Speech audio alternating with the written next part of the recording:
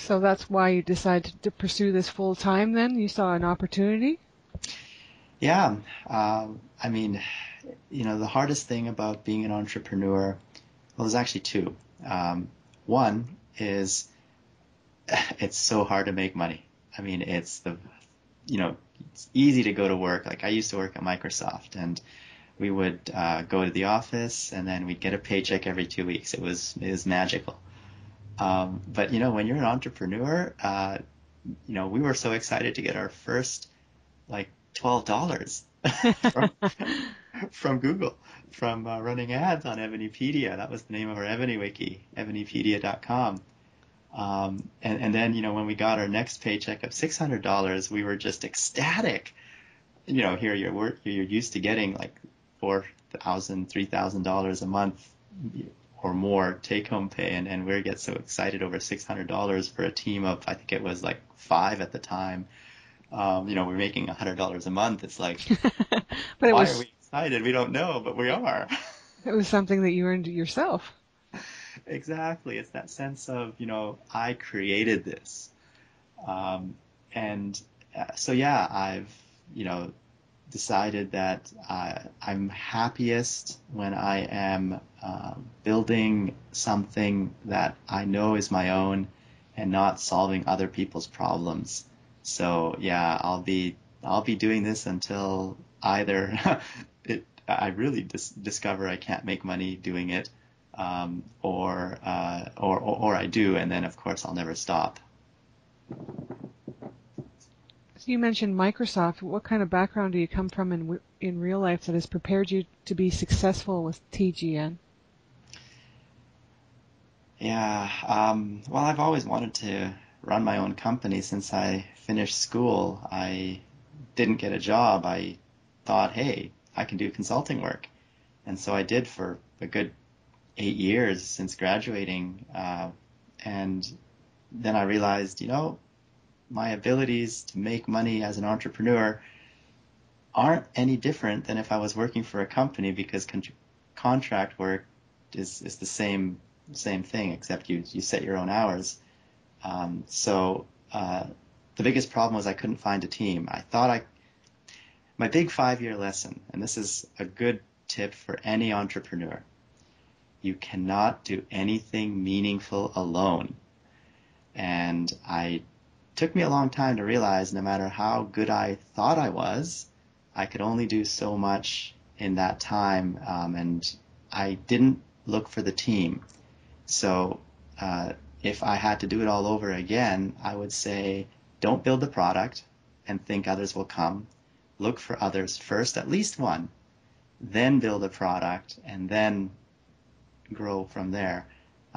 So when I hit 30 and I wasn't a millionaire, I realized, yeah, George, you're not as good as you thought you were at being an entrepreneur. So that's when I went back to industry, and I looked around. Google said no to me, Amazon said no to me, but Microsoft said yes.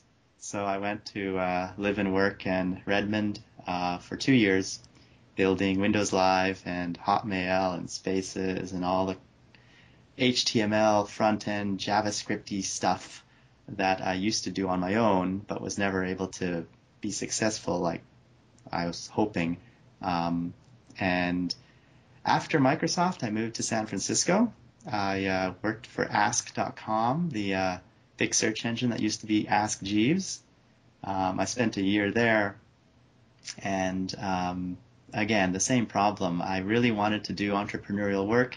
I wasn't happy in a 9-to-5 job, and I learned so much about the difficulties of running a company, a team, building something much bigger than yourself when I was working for these two, that I felt I should try again. And I had met enough people that I had my one partner, Marianne Oki. She became the creative director of TGN, but back then she was just a designer doing consulting work, and we thought we'll try building FromAnywhere.com, which was it's still online. The idea would be access all your stuff from anywhere. Mm-hmm. And I even went to Asia to live for 6 months in China, Singapore, and Hong Kong on another idea, which was to promote Asian pop stars outside of Asia. And I spent a long time trying to convince the Asian music industry that they should partner with me and let me work on the Facebook, the iLike, the iMeme, the social networks, the English websites. The biggest surprise, and I still don't understand why they didn't get it, is that if you have a singer that sings in English and Chinese, and you have an official website that's a Chinese blog, do you really think the English audience is ever going to discover your singer? Well, the answer, of course, is no. And so, long story short, I didn't get the contract. It all came down to one requirement that I couldn't meet, which was they said, look, you have all this technical skill. You worked at these companies. We totally believe you can do this creatively and technically. But I need someone on your team who's from the music industry, who's been doing the promotions with the record labels, booking concerts, arranging all the stuff that was been done traditionally.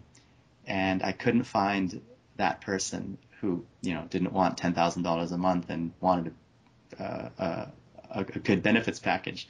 I couldn't find someone who wanted to do it as a partner on equity only. So sadly enough, I came back empty-handed. Well, not quite. I actually met my future wife while I was there in Taiwan. Xiao Yu Wang was nice. One girl I had been doing Skype language exchange with before coming to Asia. I wanted to be able to say more than just ni hao. And when I met her in person, we spent 6 months together getting to know each other, and we built that relationship. She came back with me to Canada to meet my half of the world for 6 months, and then we ended up getting married, and we got our first baby girl a month later. Coming 9 months after that, she's now almost a year, Avienda, and we have number 2 on the way. Oh, congratulations. So you didn't come home empty-handed. No, I didn't get the job, but I got the girl. That's the summary of my trip. Good. It sounds like all those things really contributed to the point where you are now. It really helped me understand the difficulties of doing a business, the importance of a team, that you can't do anything meaningful alone, and that eventually brought us here.